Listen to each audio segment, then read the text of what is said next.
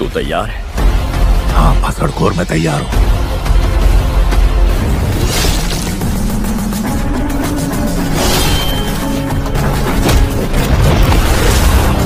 Record check कर लो, मैं आज तक एक फाइट नहीं आ रहा।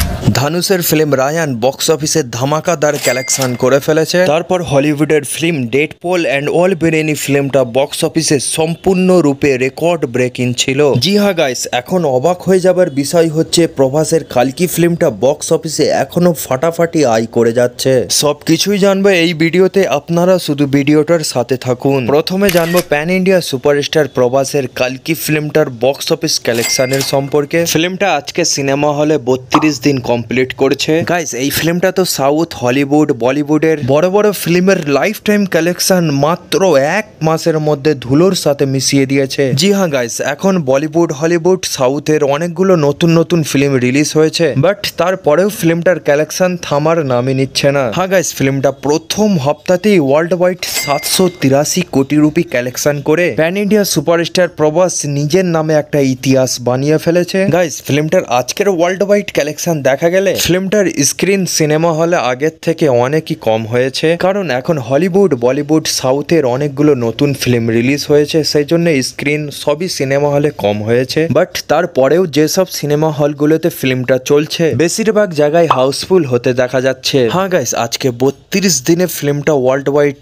5 কোটি টাকার মতো কালেকশন করছে। এরই সাথে ফিল্মটার 32 দিনের টোটাল ওয়ার্ল্ড ওয়াইড কালেকশন 1132 কোটি রুপি। এবার কথা বলবো এই সপ্তাহে রিলিজ হয়েছে হলিউডের ফিল্ম ডেডপুল অ্যান্ড ওলভেরিনি ফিল্মটার বক্স অফিস কালেকশনের সম্পর্কে। এই ফিল্মটা ইন্ডিয়াতে হিন্দি, ইংলিশ, সাউথের ভাষাগুলোতে রিলিজ করা হয়েছে। ফিল্মটা ইন্ডিয়া থেকে সব ভাষাগুলো থেকে নি ফাটাফাটি কালেকশন করে যাচ্ছে। গাইস, আমি তো ফিল্মটার কালেকশন দেখে অবাক হয়ে যাচ্ছি। মাত্র 3 দিনের মধ্যে ফিল্মটার বাজেটের থেকে বেশি আয় করে ফেলেছে। জি হ্যাঁ গাইস, ফিল্মটা প্রথম দিনেই ওয়ার্ল্ড ওয়াইড 1100 কোটি রুপি আয় করে। সেকেন্ড দিনে ফিল্মটার কালেকশন একটু কম হয়ে ওয়ার্ল্ড ওয়াইড 910 কোটি রুপি আয় করে। গাইস, আজকে তো ফিল্মটার কালেকশন প্রথম দিনের থেকে আরো অনেক বেশি আয় করছে, কারণ আজকে রবিবার, ছুটির জন্য ফিল্মটার কালেকশন অনেক বেশি জাম্প হতে দেখা যাচ্ছে। 3 দিনে ফিল্মটা ওয়ার্ল্ড ওয়াইড 1275 কোটি রুপি আয় করছে। জি হ্যাঁ গাইস, এরই সাথে ডেডপুল অ্যান্ড ওলভেরিনি ফিল্মটার 3 দিনের ওয়ার্ল্ড ওয়াইড কালেকশন 3285 কোটি রুপি। এবার কথা বলবো সুপারস্টার ধানুষের রায়ান ফিল্মটার ওয়ার্ল্ড ওয়াইড বক্স অফিস কালেকশনের সম্পর্কে। ফিল্মটার ডাইরেক্টর